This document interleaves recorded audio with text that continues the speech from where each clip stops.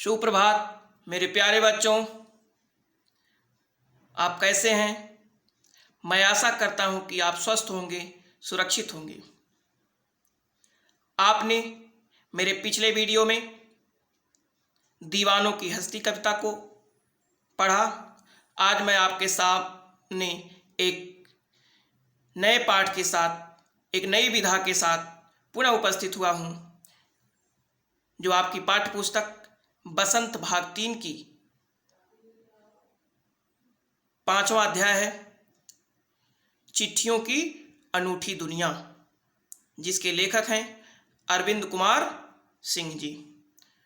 तो चिट्ठियों की अनूठी दुनिया पाठ को पढ़ने से पूर्व हम लेखक परिचय जान लेते हैं। अरविंद कुमार सिंह का जन्म 11 जुलाई 1962 ईस्वी में बरवारीपुर, सुल्तानपुर, उत्तर प्रदेश में हुआ था। ये मुख्य रूप से हिंदी भाषाई विद्वान हैं, लेखक हैं। इनकी प्रमुख विधाएं हैं कहानी और उपन्यास। इनको रमाकांत स्मृति पुरस्कार से सम्मानित भी किया गया। इनकी कुछ प्रमुख रचनाएं हैं, जैसे बिरादरी का कटघरा, उसका सच का आगमन, दिशा इनकी पत्रिका है, और आदमी का सुख। तो बच्चों, हम पाठ पर चलते हैं। यह पाठ, जैसा कि आप जानते हैं कि चिट्ठियों की अनूठी दुनिया, यह अरविंद कुमार सिंह जी के द्वारा लिखा गया एक निबंध विधा में एक रचना है, जिसमें चिट्ठियों का हमारे जीवन में क्या महत्व है। आज वर्तमान समय में हम अपने संदेश को अपने किसी मित्र, अपने किसी सगे संबंधी के पास यदि भेजना चाहते हैं, तो उसके लिए हम किन संसाधनों का प्रयोग करते हैं। उनमें प्रमुख रूप से फ़ोन, SMS, ईमेल, व्हाट्सएप इत्यादि हैं। परंतु ये आधुनिकतम साधन है। पहले हम लोग अपनी भी किसी भी सूचना को अपने मित्रों तक चिट्ठियों या पत्रों के द्वारा ही अपनी समस्याओं को, अपनी सूचनाओं को प्रेषित करते थे, भेजते थे। तो इस पाठ के प्रारंभ में लेखक अरविंद कुमार सिंह जी चिट्ठियों का मानव के जीवन में क्या महत्व है, इसका बड़ा ही रोचक ढंग से वर्णन किया है। वे कहते हैं कि आज का युग वैज्ञानिक युग है और मनुष्य के पास अनेक संचार के साधन हैं। फिर भी मनुष्य पत्रों का सहारा जरूर लेना चाहता है।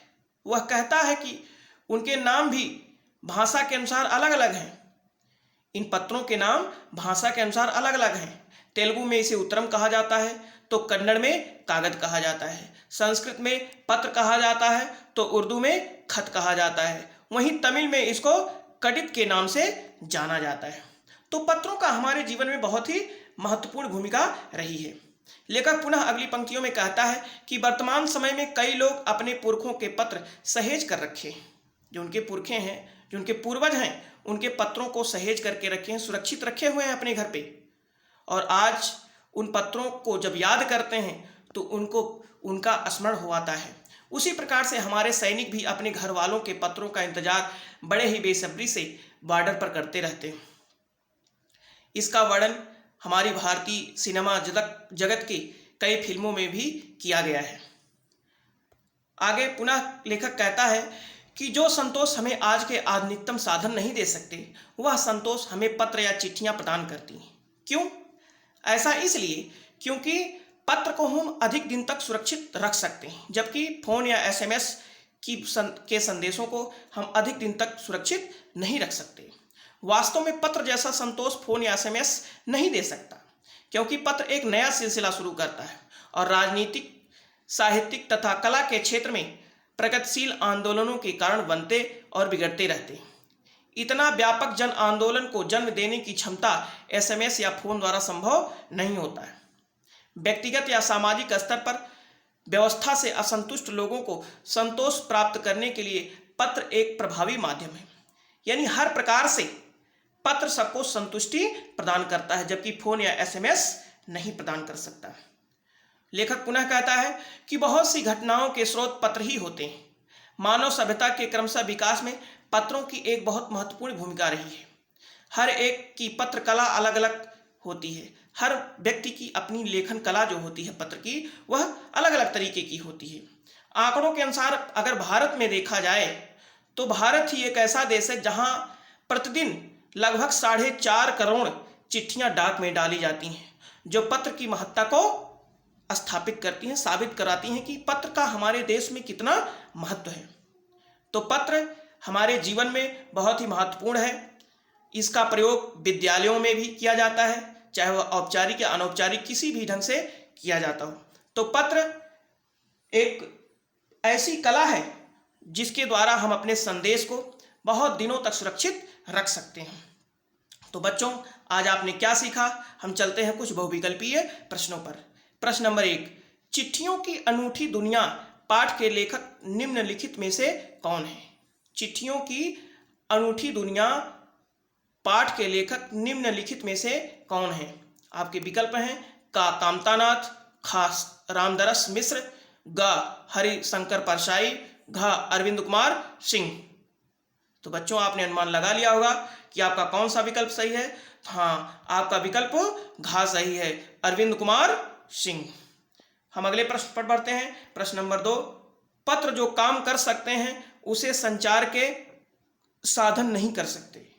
पत्र जो काम कर सकते हैं उसे संचार के साधन नहीं कर सकते, वह क्या चीज हो सकती है? आपके विकल्प हैं का प्राचीनतम, खा आधुनिकतम, गा पुरातन, घा व्यस्ततम। बच्चों, आपने अनुमान लगा लिया होगा, तो आपका विकल्प खा सही है, आधुनिकतम। यानी कि पत्र जो काम कर सकते हैं, संचार के जो आधुनिकतम साधन है, जो फोन है, मोबाइल है, SMS है, ईमेल है, ये सब नहीं कर सकते हैं। हम अगले प्रश्न पर बढ़ते हैं। प्रश्न नंबर 3, कन्नड़ भाषा में पत्र को निम्नलिखित में से क्या कहते हैं? कन्नड़ भाषा में पत्र को निम्नलिखित में से क्या कहते हैं? आपके विकल्प हैं का कागज, खा उत्तरम, ग खत, घ कड़ित। तो बच्चों, आपने अनुमान लगा लिया होगा कि आपका कौन सा विकल्प सही है। तो आपका विकल्प का सही है, कागज। कन्नड़ भाषा में कागज कहा जाता है, वहीं उर्दू में खत कहा जाता है और तमिल में कड़ित कहा जाता है। तो ऐसे किसी तरीके से हर प्रकार से संस्कृत में पत्र कहा जाता है, बहुत से नामों से पत्र को जाना जाता है। तो हम बढ़ते हैं अगले प्रश्न पर। प्रश्न नंबर 4, भारत में प्रतिदिन लगभग चिट्ठियां डाक में डाली जाती हैं, कितनी?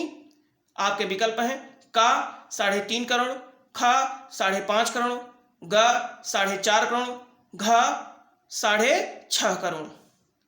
तो अंतिम पंक्तियों में लेखक कहता है कि हमारे देश में लगभग कितनी 4.5 करोड़ चिट्ठियां जो डाक खाने में डाली जाती हैं, जो पत्र की महत्ता को साबित करती हैं। तो आपका विकल्प ग सही है, 4.5 करोड़। चलते हैं प्रश्न अभ्यास के प्रश्नों पर। प्रश्न नंबर 1, पत्र जैसा संतोष फोन या SMS का संदेश क्यों नहीं दे सकता?